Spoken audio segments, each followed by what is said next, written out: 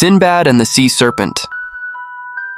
In the fathomless depths of the cursed sea, where the waters were as black as pitch and the air thick with dread, Sindbad and his crew found themselves adrift in a realm forsaken by the gods. The moon hung low, casting an eerie glow upon the waves, which seemed to whisper ancient, malevolent secrets. The ship creaked and groaned, as if the very timbers were crying out in terror at the horrors that lurked beneath. From the abyss, monstrous forms began to rise.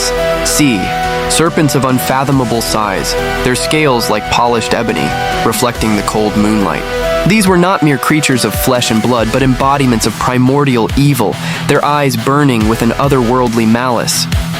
Each serpent bore the marks of ancient battles, their bodies scarred and twisted by the dark magic that had birthed them. The largest of the serpents, a behemoth with a crown of writhing tentacles, let out a roar that shook the very fabric of reality. Its breath was a putrid miasma, carrying the stench of decay and the screams of the damned. The crew froze in terror, their minds assaulted by visions of their own gruesome deaths, played out in vivid, horrifying detail. Sindbad, his heart pounding with a primal fear, knew that they faced not just physical foes, but entities that fed on terror itself.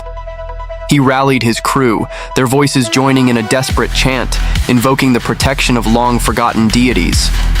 The air crackled with energy as a faint, ethereal barrier formed around the ship, a fragile bulwark against the encroaching darkness, but the serpents were relentless. They struck with a ferocity that defied nature, their fangs tearing through wood and steel alike. Each blow sent shudders through the ship, and the crew fought back with a desperate fury, their weapons glowing with the faint light of their protective spell. Yet, for every serpent they felled, two more seemed to rise from the depths, their forms growing ever more grotesque and twisted. As the battle raged on, the sea itself began to churn with a malevolent life. Ghostly hands reached up from the waves, clutching at the living with an icy grip. The crew screamed in terror as they were dragged towards the water, their struggles growing weaker as the spectral forms pulled them down into the abyss. Sindbad, his voice hoarse from shouting, knew that they could not hold out much longer. With a final desperate cry, he plunged his blade into the heart of the largest serpent.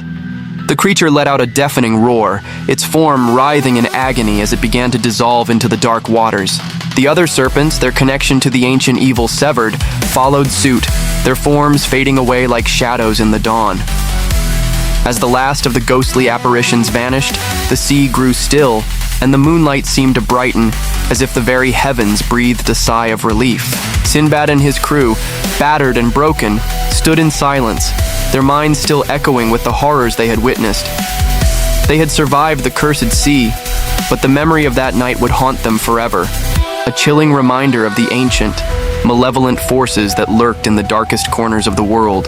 And as they sailed away, the waters behind them churned once more, as if the sea itself whispered a final, ominous warning.